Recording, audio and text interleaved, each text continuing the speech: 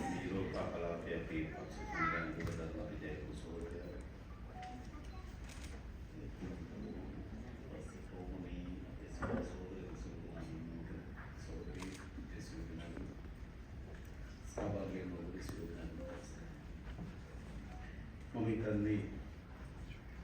මම මීට පෙර අවස්ථා කරනවදී මේ විදිහටම ශ්‍රී ලාංකික ප්‍රජාවන්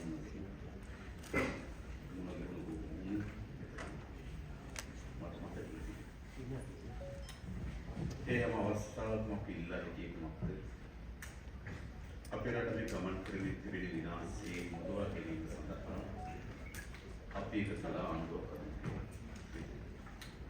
ඉතින් මම හිතනවා පහුගිය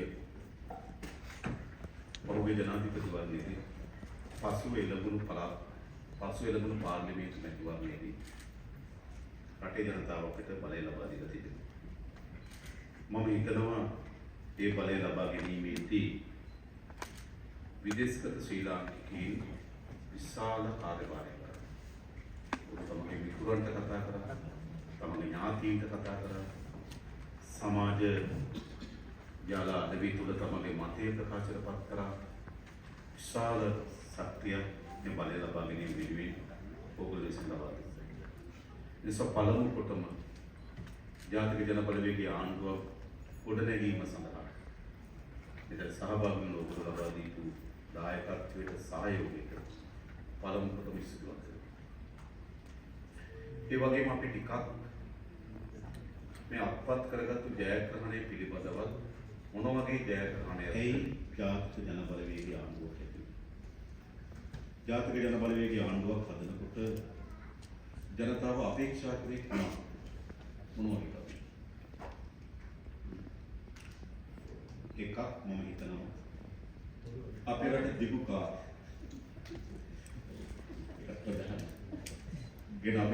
කාලයක් ගමන් කරමින් තිබුණු ආර්ථික මාවත ඉතා විනාශකාරී අන්තයකට ගෙන ගියා. අපේ මාතෘ භූමියේ ආර්ථිකය ශක්තිමත් කළ යුතු පිළිස්ථාවරයක් වෙනුවෙන් අපි කන්නේ ලබා.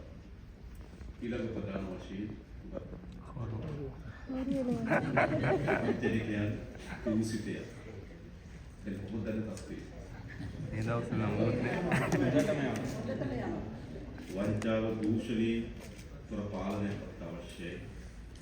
වංචාවේ දූෂණයේ යෙදුණුවට දඬුවමක් අවශ්‍යයි. ඒ පිළිබඳ අපේක්ෂාවක් තියෙනවා. ඒ වගේම රට තුළ කාට නීති විධානයේ ආධිපත්‍යය තහවුරු වේ යුතු කියන මතයක් විතරක් නෙවෙයි. අපේ රට දිගු කාලයක් දේශපාලන විසින්ම අපේ ජනතාව බෙදුවා. උතුරට වෙනම දේශපාලනය, දකුණට වෙනම දේශපාලනය, නැගෙනහිරට වෙනම දේශපාලනය. නිසා අපිට අවශ්‍ය වෙලා තිබුණා මේ බෙදුණු ජාතිය වෙනුවට ජාතික සමගිය නිර්මාණය කිරීමේ අපේක්ෂාවක් තිබුණා. මෙන්න මේ ආදී නේද යහපත් අරමුණු සහිතව එනත කවුරු හිතුවද ආජාතික ජන බලවේගයට ඡන්දෙ දෙනවා. ඒ ජනාධිපතිවරයා හෝ අමාත්‍යවරයා හඳුනනවා දරුවට රස්සාවක් කරනවා. කවුරු හිතුවද? නෑ. කොහෙන් හරි ඉඩමක් ගන්න. එහෙම අපේක්ෂා කරා නෑ. පොදුවේ ජනතාව තමගේ පෞද්ගලික වමනාවන් වෙනුවෙන් නෙවෙයි රටක් ජනතාවගේ පොදු අපේක්ෂාවන් වෙනුවෙන් තමයි ජාතික ජන බලවේගය ආණ්ඩුව. එවනේ පොදු අපේක්ෂාවක් තියෙනවා. ඔබට වගේ මට අපි හැමදෙනාටම අපේ මාතෘ භූමිය මේට වඩා යහපත් රාජ්‍යයක් බවට පත් කරන්න ඕන කියන පොදු වමනාවෙන් තමයි මේ ජාතික ජන බලවේගය ආණ්ඩුව ගොඩනැගෙන්නේ. ඒ විතරක් නෙවෙයි. ඒ ලැබුණු ජනවරම මොන වගේ ජනවරම? සාමාන්‍ය ගත්තොත් පාර්ලිමේන්තු මැතිවරණයකදී ප්‍රාදේශීය දේශපාලනයේ වැඩ කරනවා. ප්‍රාදේශීය පිළියා උතුර දේශපාලනයක් තියෙනවා, නැගෙනහිර දේශපාලනයක් තියෙනවා, දකුණේ දේශපාලනයක් තියෙනවා, අඳුකර ජනතාවගේ දේශපාලනයක් තියෙනවා. මහා මැතිවරණදී ගොඩක් අය කැමති තමන්ගේ ශේෂ්ත්‍ර නියෝජනය කරන අයකින් පාර්ලිමේන්තු මන්ත්‍රීවරු යවන්න. හැබැයි එහෙම තිබියදී ලංකා ඉතිහාසයේ පළමු වතාවට යාපනයේ දිස්ත්‍රික්කයේ ජාතික ජන බලවේගය ජයග්‍රහණය කළා. වන්නි දිස්ත්‍රික්කය ජයග්‍රහණය කළා. ත්‍රිකුණාමල දිස්ත්‍රික්කය ජයග්‍රහණය කළා. අම්පාර දිස්ත්‍රික්කය ජයග්‍රහණය කළා. නුවරඑළිය බදුල්ල දිස්ත්‍රික්ක ජයග්‍රහණය කරා. දකුණු කොමඩට දිනුවා. ඒකෙන් පෙන්වු කරන්නේ කොහොමද? ලංකාවේ පළමු වතාව උතුරේ ජීවත් වෙන ජනතාව, නැගෙනහිර ජීවත් වෙන ජනතාව, කඳුකරේ ජීවත් වෙන ජනතාව, දකුණේ ජීවත් වෙන ජනතාව, සිංහල දෙමළ මුස්ලිම් ભેදකින් තොරව ලංකාවේ පළමු වතාවට සියලු දෙනාගේ ආශිර්වාදය සහ සියලු දෙනාගේ කැමැත්ත මත ආණ්ඩුව කළා. හැම වෙලාවෙම මොකද කරන්නේ? ඒ පළාත් වලට අනුව දන් දෙන ස්වභාවය කොහොම අවසන් කරන්නේ? ඒ විතරක් නෙවෙයි. පාර්ලිමේන්තු මැතිවරණයේ ප්‍රතිඵල දෙස බලපුවම ලංකා ඉතිහාසයේ පාර්ලිමේන්තුවක් නියෝජනය කරන වැඩිම මන්ත්‍රීවරු සංඛ්‍යාව සහිත ආණ්ඩුවක් ප්‍රධාන දෙයක්. දැන් මොකද තිබෙන්නේ? මම හිතනවා ජනතාවගේ වැඩ කොටසේ යම් ප්‍රමාණයක් දැන් අවසන් කරලා ඉවරයි. බලය ලබා ගන්න. බලය ලබා ගැනීමේ කොටස සම්පූර්ණ කරලා ඉවරයි. දැන් අපිට තිබෙනවා වගකීමක් පාලකයන් හැටියට. වගේම ජනතාවටත් වගකීමක් තිබෙනවා අපොන් ඉස්සරහට අපි යන්නේ. ඒ නිසා පළමු කොටම අපි ආණ්ඩුව ගන්නකොට ඔබ දන්නවා අපේ රට නිල වශයෙන් බංකොලොත් බවට පත් වෙලා තියෙනවා. නිසා අවශ්‍යකම තිබුණා අපේ බැංකු පද්ධතිය කෙරෙහි තිබෙන අගය රේටිස් පහළ වෙලා තිබුණා. අපේ රටේ ආර්ථිකය පිළිබඳ රේටිස් පහළ වෙලා තිබුණා.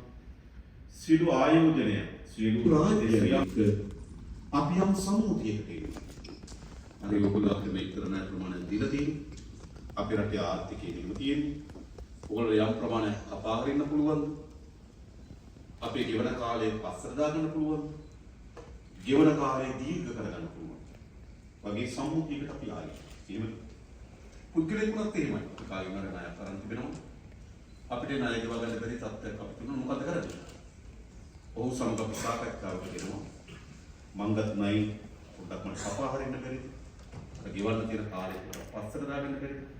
ගෙවන කාලය දීර්ඝ දෙසැම්බර් මාසේ 15 වෙනිදා අපි ණය දීපු රාජ්‍යයන් එක්ක එකඟතාවයකට ආවා. ඒකෙන් මොකද? ණය ප්‍රතිවගත කර ගැනීම වැඩසටහන සාර්ථකව අවසන් කරා. ඒක තාම වැදගත් කාර්යයක්. අපි තවදුරටත් අපි ණය පැහැර ආපු රාජ්‍යයක් නෙවෙයි. අපි ණය ආරම්භ තියෙන රාජ්‍යයන් එක්ක එකඟතාවයකට ඇවිල්ලා තියෙනවා. අපි ගෙවනවා. මේ කාලෙදි ගෙවන්න පටන් ගන්නවා. ඔයගොල්ලෝ මෙච්චර සහනයක් අපිට දෙන්න කියලා. පොදන්නරද? ඒක තමයි මම හිතනවා අපේ ආර්ථිකයේ ප්‍රධානතම හැරවුම. ඒක නොවෙන්න අද අපේ රටේ ආර්ථික කිසිදු අනාගතයක ගැන කල්පනා කරන්න පුළුවන්කමක් නැහැ. ඒක ණය පැහැරේකට ජාතික වශයෙන් ගත කොට බංකොලොත් රාජ්‍ය. ඒක නිල වශයෙන් විනාශ වෙන්නේ දෙසැම්බර් මාස 15. ඒක තමයි. ඒ අනුව අපි ණය ගෙවන කාලයේ 2028 දී අපි ණය ගෙවන්න එකඟ වෙලා තිබෙනවා. අපිට 25 20 27 කියන වසරවල් තුනක් තියෙනවා අපිට ණය ගෙවීමට සූදානම් වෙන ආර්ථිකයක් හදාගන්න. 28 දී අපි ණය ගෙවීම ආරම්භ කරනවා. ඒ වගේම අපි ණය ගෙවන කාලේ එක එක ණය වලට අනුව දීර්ඝ තීන ව්‍යාපෘති 11ක් උතුරු. කියන්නේ අපි ණය ගෙවීම නිසා දීර්ඝ ව්‍යාපෘති 11ක්. ඊළඟ අපේ ප්‍රධාන පියවර බවට පත් වෙන්නේ මොකද්ද? මේ නතර කරන ලද ව්‍යාපෘති ආරම්භ කිරීම. ඒක සත්‍යසගත. අපේ කීර්ය සංචාරයේදී අපි කීන ජනාධිපතිතුමත් එක්ක එහි ප්‍රධානීන් එක්ක සාකච්ඡා කරලා අපිට මේ අපි ණය ප්‍රතිගත කරගෙන එකඟතාවයක් ලැබිලා තිබුණා. දැන් මේ ව්‍යාපෘති ආරම්භ කරනවා. එනිසා අපි විශේෂම දක්වන වගේ මාර්ගයේ ඒ වගේම තේරෙන්නේ ජල ව්‍යාපෘති ආදී කීන ව්‍යාපෘති දුවන්න පටන් ගන්නවා. රටක් එකතැන නතර වුණු රටක්. පල්ලු රටක්. ආයෝජකී අපේ රටේ හෙල්ලවත් වෙන්නේ නැහැ. ණය දෙන ආයතන අපිට නිකන් පොළුකාර විශ්සයි. විස්තර වලට කරන යදිම ව්‍යාපෘති කරනවා. ඒක වැදගත් කරුණේ. ඒ වගේම අපිට දෙන අභියෝගය තමයි වැඩියෙන් දුන්නොත් ඒක තන තවද බලන්න. ඒ නිසා අපි නිෂ්පාදන පිරිවැයට අනුව මිල ගලක් පිළිතින ප්‍රතිපත්ති. ඒක කොහොමද නිෂ්පාදන පිරිවැයට අනුව මිල ගලක් වන්නේ? සාමාන්‍ය ගත්තොත් අපි දැනට විදුලි බිල තීරණය කරනවා අවුරුදු දෙපාරක් මාස 6ක්. ජනවාරි මාසේ ජුනි මාසේ. ජනවාරි මාසේ අපි උපකල්පනය කරනවා අපිට සුළං වලින් මීටර නිෂ්පාදනය කරගන්න පුළුවන්, ජලයෙන් මීටර නිෂ්පාදනය කරන්න පුළුවන්, සූර්ය බලයෙන් මීටර පුළුවන්, දීසල් වලින් මීටර ගන්න පුළුවන් උපකරණ. පාරණ දාත්ත මත කාලුදුරි පාර්ලිමේන්තුවේ තියෙන පුරෝකථන මත අපි හිතන මෙන්න මෙවැනි තත්ත්වයක් ඉදිරි මාස 6 ඇතුළු වෙයි කියලා නිෂ්පාදන පිරිවැය ගලපලා මිල තීරණය. ඒක අපි ජනවාරි ඉඳන් මේ ජුනි දක්වා මිල තීරණය කරේ මේ මාසවල තියෙන තත්ත්ව ගැන පුරෝකථනය කරා. ඒක සමහර විට මේ පුරෝකථනයෙන් අපිට ලාභ ඇති වෙනවා. පුරෝකථනය පාඩු වෙනත් පුළුවන් ලාභ වෙනවා. ලාභ වුණාම වෙන දේ තමයි ඊ ගන්න ලාභය. ඊට සමාන්තර මාස 6ක අපි පුරවැසියන් දෙන්නවා. ඔය විදිහට ගත්තොත් අර විදුලි බිල අඩු නොකිරීම හේතු කොටගෙන ගිය අවුරුද්දේ ජනවාරි මාසයේ ජූනි මාසෙ දක්වා විදුලි බල වල ලාභය. ඒකෙන් හිමි ලාභයට වඩා අතිරේක ලාභය. එතකොට විදුලි බල මණ්ඩල TVSL එකක් තීරණය කරා. ඒ ලාභයෙන් බිලියන 41ක් මේ අවුරුද්දේ මුල් මාසයි පුරවැසියන් දෙන්නවා. විදුලි බල මණ්ඩලයේ නිෂ්පාදනයට අනුව බැලුවොත් මිල අඩු කරන්න බෑ. ඒ මාසෙ. අපි විසින් අඩු කරන්න. අඩු කරේ කොහොමද? අර ඊට පෙර මාස 6 කලින් සමාන්තර මාසය ලැබපු ලාභය ඉඳලා කිව්වා. එහෙනම් සිරිවිසින් අඩු කරන්න ඕන කියලා. ඒක අවසන්. ඊළඟ දැන් දෙවෙනි සමාන. ඊළඟ මාසයි මොනවා වෙයිද කියලා පුරෝකථනය කරනවා. පුරෝකථනය කරපුවම හිතනවා ඊළඟ සීසන් එක වර්ෂාව වැඩි සීසන් එක මේ වලින් සුළං පටන් ගන්න සමාන කලාපවල සුළං බලයෙන් නිෂ්පාදනය පුරෝකථනය කරලා කිව්වා. තත්ත්වය හොඳයි. හැබැයි අර කලින් බිලියන 41ක් ගෙනාව නිසා 120කින් අඩු කරා. ඒ මිලම තියන් ගියොත් පාඩු වෙනවා. හරිනේ? ඒ කියන්නේ පළමු මාසයේ ලාභ නැහැ. මොකද අඩු කරාට ලාභ නෙවෙයි. කොස්ට් එකවත් නැහැ. මොකද කරලා තියෙන්නේ? පැරණි මුදල් ලාභය ගෙනලා දැම්මා නිසා. ඒ මාස ඊළඟ මාස 6 කොස්ට් එකට ගලපන්න නම් පිරිවැයට ගලපන්න නම් මොකද කරන්න ඕනේ? අපිට ගේන ලාභයක් නැහැ. ඒතර තමයි අපි වෙන්නේ. නිෂ්පාදන පිරිවැයට අනුව ගලපන්න 15ක විදුලි වැඩිම අවශ්‍යයි. ඒතර ඒව කරන්න නම් විද්‍යාත්මක ක්‍රමයක. එහෙම නැතුව විදුලි බල අඩුවීම වැඩිවීම ටිකක් අපි තීරණය කරනට වඩා අපි තීරණය කරන් තියෙනවා විදුලි බල මණ්ඩලයේ පාඩු නොවිය යුතුයි. විදුලි ඒකකයක් නිෂ්පාදනය කරන්න යන පිරිවැයට අනුව පාරිභෝගික ලබා. ඒකද එහෙම තමයි මේ දැන් මම දැක්ක ලොකු ආందోලනයක් හදනවා විදුලි බිල වැඩි වුණා 15කින් වැඩි වුණා 20කින් අඩු කරා.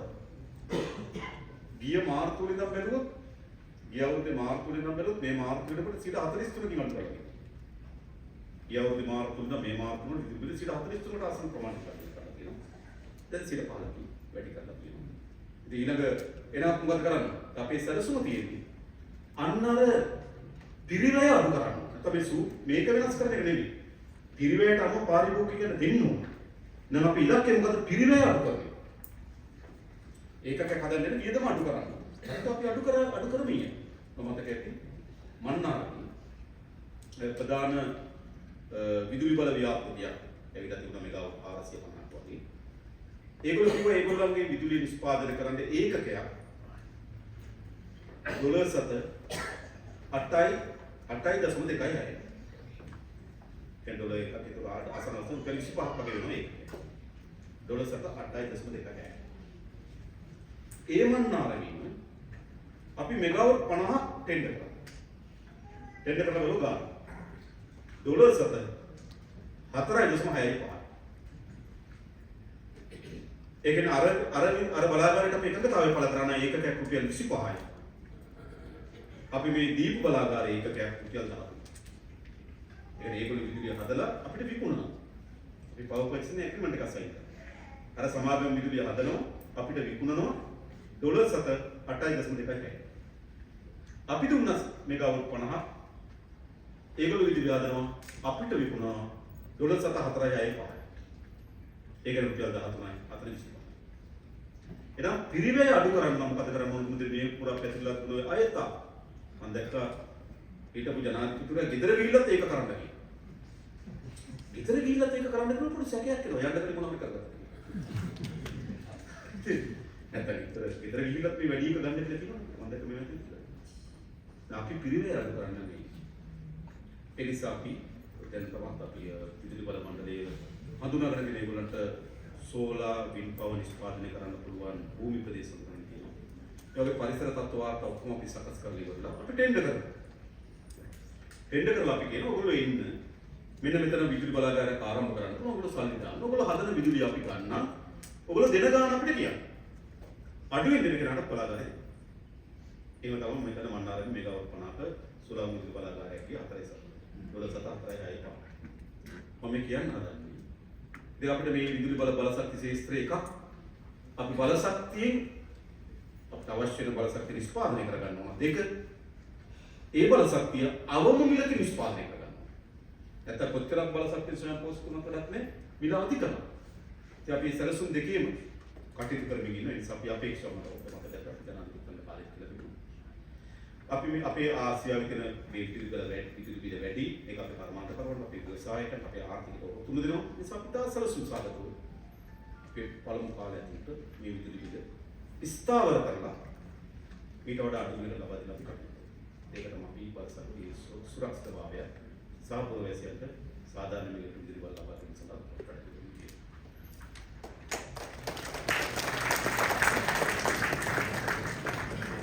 இந்த நாட்டிலே அரசியல் தஞ்சம் போய் அவர்கள் எங்களுடைய நாட்டோடு சம்பந்தப்படாமல் தனித்திருக்கிறார்கள். அவர்கள் மீண்டும் எங்களுடைய நாட்டோடு இணைவதற்கு அவர்களுக்கு தேவையான இத்தனை ஆவணங்களையும் பெறுவதற்குரிய வழிமுறைகளையும் அவர்களை நாட்டோடு இணைக்கவும் நீங்கள் வழி சமைக்க வேண்டும். ஜனாதிபதி அவர்களே, நன்றி.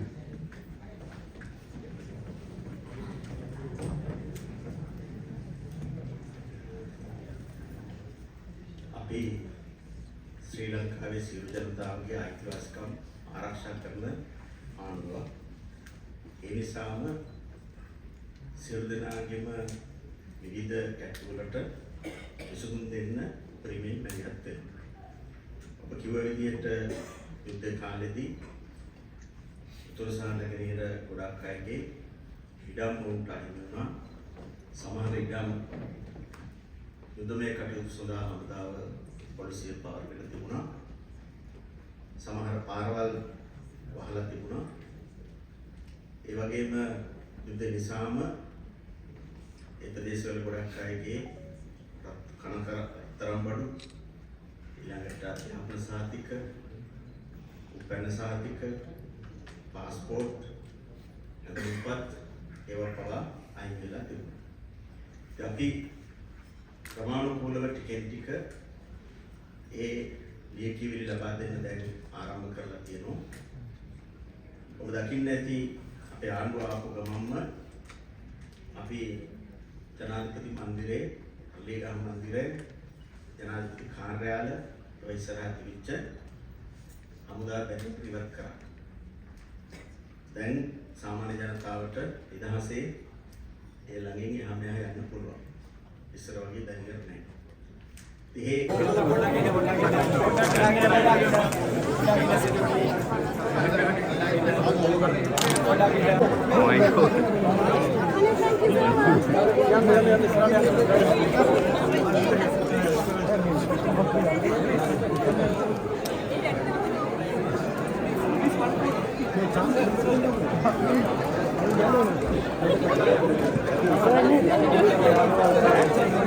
Abi